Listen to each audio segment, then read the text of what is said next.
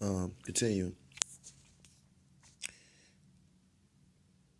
They believe strongly in Yahweh's sovereignty and divine destiny. Oh, I read all this before. Salakia for that. Most of which various advisors. Okay, these were known. I read that. Okay, by the time Mashiach the Pharisee hit, I read that Pharisees themselves just influence. It said the Pharisees' single loyalty was to themselves, to their traditions, and to their own influence and prestige. By their strict adherence to those Salakia, to their strict adherence to those traditions, they expected to reap great reward in heaven. But they were the epitome of religious emptiness and hypocrisy, as Yahweh often pointed out. And I'm just going to quote them. I'm not going to go to these, but it's Matthew 15 and 7, Matthew 22 and 18, Matthew 23 and 13, verse 13, verse 23, and verse 25. And that's why ultimately it was the Pharisees that actually was behind, putting it into the people's head and trying to guide him his death. You know what I mean? I believe it's the Pharisees and Sadducees that actually, when he raised Lazarus from the dead, they were talking about slaying Lazarus and Messiah because Lazarus was the proof of what he did. The Pharisees outwardly appeared righteous to men, but inwardly were full of hypocrisy and lawlessness. Matthews 23 and 28. The Sadducees. The Sadducees were at the other end of the Israelite religious spectrum, the ultra liberals. The origin of their name is uncertain, but many modern scholars believe it derived from Zadok in the Septuagint, the Greek Old Testament, the name of a man who was priest under David. And they quote in 2 Samuel 8 and 17, and chief priest under Solomon, 1 Kings 1 and 32. This sect also arose during the intertestamental period, but from among the priestly aristocracy. They were compromisers, both religiously and politically. They cared little for Greek culture, with its emphasis on philosophy and intellectualism, but were greatly attracted to the pragmatic, practical Romans. The Sadducees claimed to accept the law of Moses as the supreme and only religious authority, and they scorned the legalistic traditions of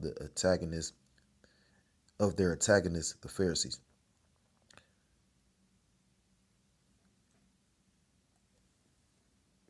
In New Testament times, they were still closely associated with the priestly class. Acts 5 and 17, that's what they're quoting, to the extent that the terms chief priest and Sadducee were used almost synonymously as were the terms scribe and Pharisee. But they cared little for religion, especially doctrine, and denied the existence of angels, the resurrection, and most things supernatural. Acts 23, 6 through 8. Consequently, they lived only for the present, getting everything they could from whomever they could, Gentiles and fellow Jews alike. But I don't know if that's the Gentiles as far as the other nation Gentiles or the Gentiles of our nation that just took on the cultures of the other nation. They believed in extreme human autonomy and in the unlimited freedom of the will. So you know they was going on. They considered themselves masters of their own destiny. The Sadducees were much fewer in number than the Pharisees and were extremely wealthy. That's the spirit. Among other things, under the leadership, that's why I said they remind me of, you know, our entertainers, the Israelite entertainers.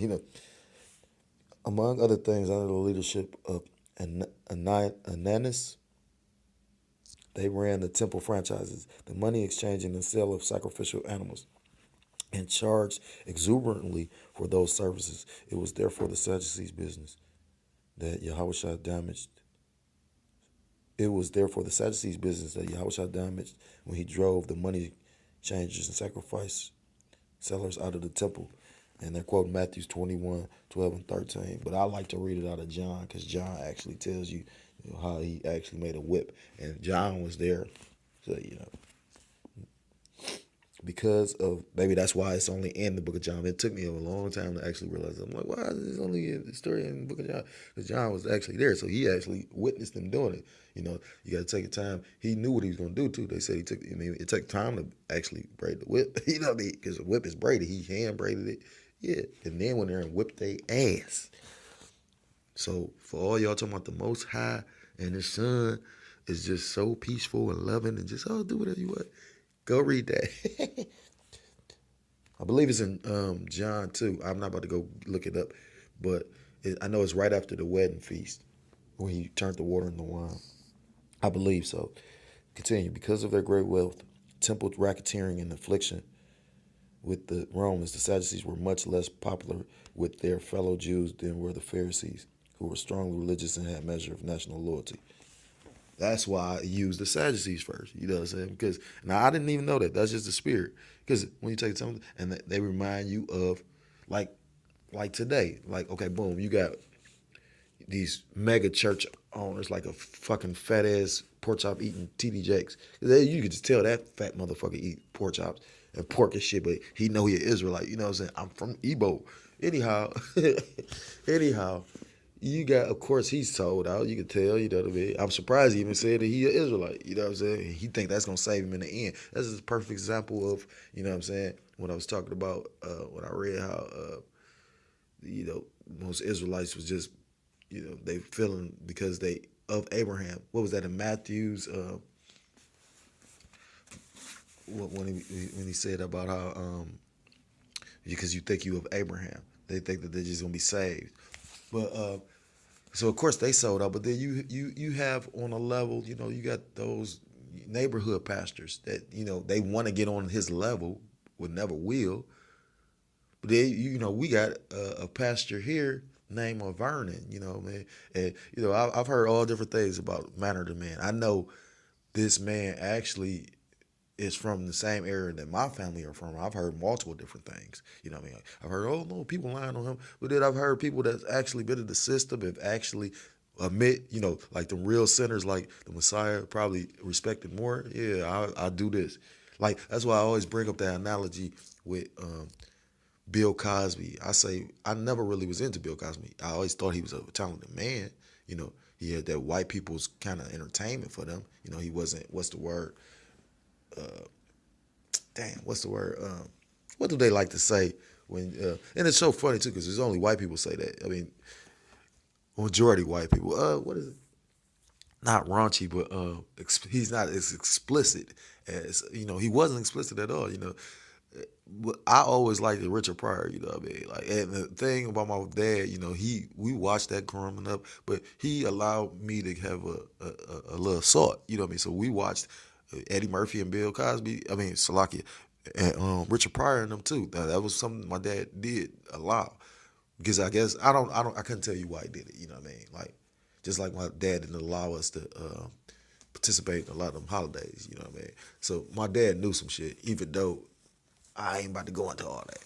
But my point is, so, but anyhow, I respect it. I say this as of lately because I was gonna do a video about the Bill Cosby situation, but then, like the brother Tazapan said, I got more important things to do. You know, enough brothers spoke on it. At the end of the day, like he said out of his mouth, a lot of motherfuckers didn't give a fuck. We're Jake. That's another man in my nation. I give a fuck to a certain extent, but I can't feel too sorry for him. I'm living kind of fucked up trying to do the righteous, and Bill Cosby is living way better than me. He's locked up. He doesn't say I can't feel sorry for him. So that's what really signified and cemented me not doing the fucking video. At the end of the day, though, I always respect it because I don't mean to go all the way off. I'm like a little bit everywhere. I'm trying to get straight to the point. My point is this: I could respect Richard Pryor more so because he literally told you coming out, you know, we smoked we smoked this, we snorted that, we drank this, we fucked that, you know, I bought this, I was with the prostitute. You know what I mean? Like he kept it real. And when you really go into Richard Pryor's life, he that wasn't shit he was watching or you know what I mean? His comedy came from his real life. That's why you got the movie JoJo's Answer and whatnot. I've always been fascinated with it. And wanna know why so much so? Because Richard Pryor was a very silly man that could make people laugh, but in actuality, he was a very sad man. That's why the fuck he tried to kill himself and all that. So at the end of the day, it's basically boiled down to, and Bill Cosby was a hypocrite because he had something to say about all them other brothers, like the young brother when Eddie Murphy was coming up. He went to that man. He's a mentor to him. Like, okay, let me ask you this and ask you that, and he was, you know what I mean? He became that up the air nigga that the fucking crackers motherfucking turned him to, and then come to find out, yo, bitch ass doing the same shit that you talking about him about. So he deserved. Like I said, nobody will remember you for putting pops and. Oh yeah, you wanted to pudding pop around. I mean, like, I got a joke too. Shit, because that's what keeps me going through this shit. At the end of the day, nobody remember you for all the people's tuitions you paid, could go to college, and, any of that. Even though I know he didn't rape him. That show you how cold and shrewd Esau is. Esau, you really think that nigga really start standing up? He ain't start doing a Jim Brown standing up with the black people. He really probably was just, okay, we need this attention off this shit, so let's cut him. Like, this is how Esau play. Esau play a lot of chess. And with that, let me stop and continue because I want to at least finish this one little page so I can get to the subtitle. And then I'll stop. And then try, because I'm going to have to get some juice on my phone as well.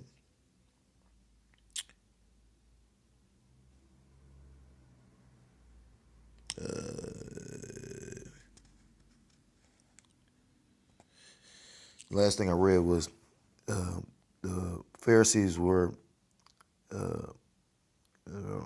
because of the great wealth, temple racketeering, and affiliation with the Romans, the Sadducees were much less popular with their fellow Jews than were the Pharisees, who were strongly religious and had some measure of national loyalty.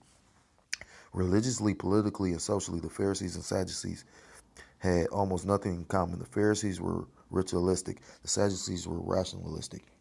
The Pharisees were strict separatists, the compromising Sadducees compromising collaborators. The Pharisees were commoners. Most of them had a trade, while the Sadducees were aristocrats. Both groups had members among the scribes and were represented in the priesthood and I'm gonna read it verbatim, Jewish High Council, the Sanhedrin. Yet they were in almost constant opposition to each other. During New Testament times, about the only common ground they exhibited was opposition to Mashiach and his followers. Then they quote Matthew 22:15 and 16, 23, 34 and 35, the book of Acts 4 and 1, then Acts 23 and 6. They had one other common religious and spiritual ground. The Pharisees expected their reward in heaven, while the Sadducees expected theirs in this life. But the trust of both groups was in personal works and self-effort. Both emphasized the superficial and non-essential and had no concern for the genuine inner spiritual life or for the welfare of their fellow man. That was the leaven of the Pharisees and Sadducees. The hypocritical, self-serving, dead external about which Yahushua warned his disciples. And it's quote Matthew 16 and 16. And I wouldn't agree with that, because it says both emphasize the superficial and non-essential. Well, let me take that back because basically the leaven was their own ideas. You know what I mean? They put their own little spin on it. So they said they both emphasized the superficial and the non-essential. Non-essential. So yeah, it could be true. And had no concern for the genuine inner spiritual life or for the welfare of their fellow man. So they basically, the leaven was their own spin on the scriptures. Continue. Throughout most of its history, the church has had its own brands of Pharisees and Sadducees. It's ritualistic, and it's rationalist.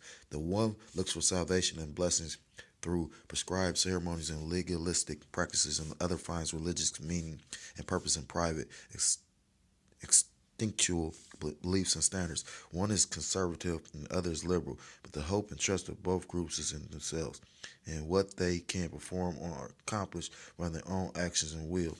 It is probably because of that deeper spiritual commonness that Matthew speaks of them as one group, emphasized by the use of a single, definite article. That rather than two, the Pharisees and the Sadducees, it is clear from John's response to them that he considered their basic problem and need to be exactly the same. This group was coming for baptism. The Greek preposition ip for being used in construction and clearly indicates purpose. In light of John's unorthodox dress and style, his prophetic and authoritative exoneration, it is hard to imagine why the self-righteous and proud Pharisees and Sadducees would ask to be baptized by him. Some of them may simply have been curious. It seems more probable, however, that they suspected that John might indeed be a prophet, as many of the people believe, and that's Matthew 14 and 5, and that they wanted to check him out as thoroughly as they could. If he were a genuine prophet, perhaps they could gain his approval, parade the pretense of repentant spirituality, and capitalize on or even take over the movement. And who's to say why they went? But I mean, at the end of the day, that could have some truth to it, because you got to remember these people were content with the way they lived in the Roman society. The ones that was, it's kind of like I said,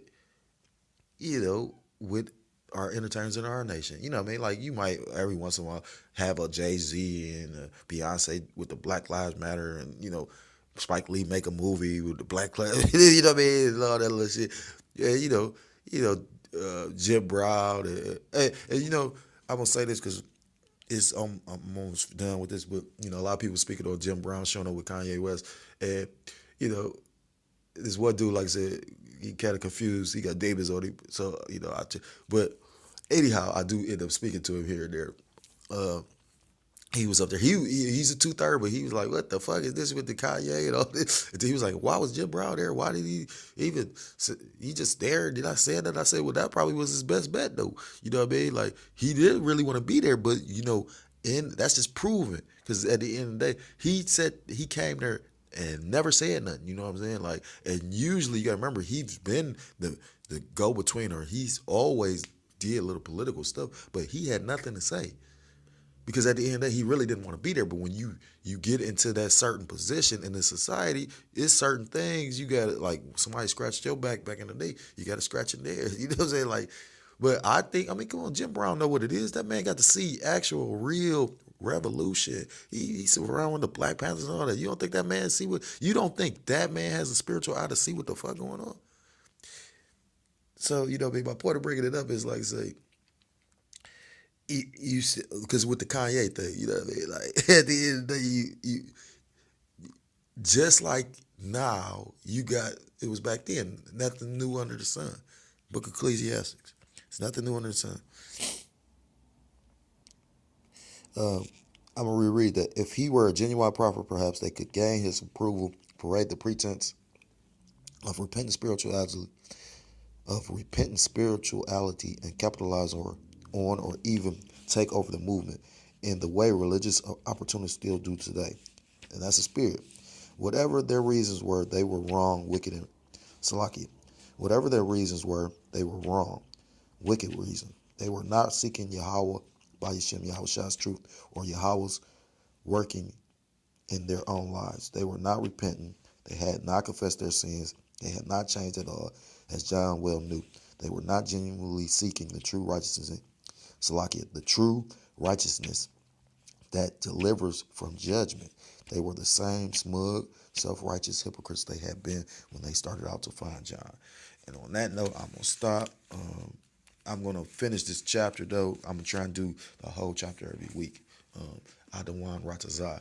But because this is a lot of chapters in this book, and I don't want to be doing this for 12 years. You know what I mean? I only read out this book because of my lot. You know what I mean? I'm not always by TV. I'm not always able to get newspapers. So if I catch something that I see, I bring that out. But otherwise, I try to read out of books that my spirit called to me to grab. And on that note, I want to give all praise, honor, and glory to Yahweh, Bahashem, Yahweh Shah, Bahashem, Archak, Wadash, Brakatah. Double honors to the apostles and elders of Great Millstone. Peace and salutations to the Akim around the four corners of the earth, pushing the truth with faith and sincerity.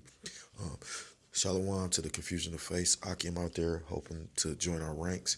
And Lord will, I'm able to finish this chapter. And until next time, shalom, shalom, and a ball.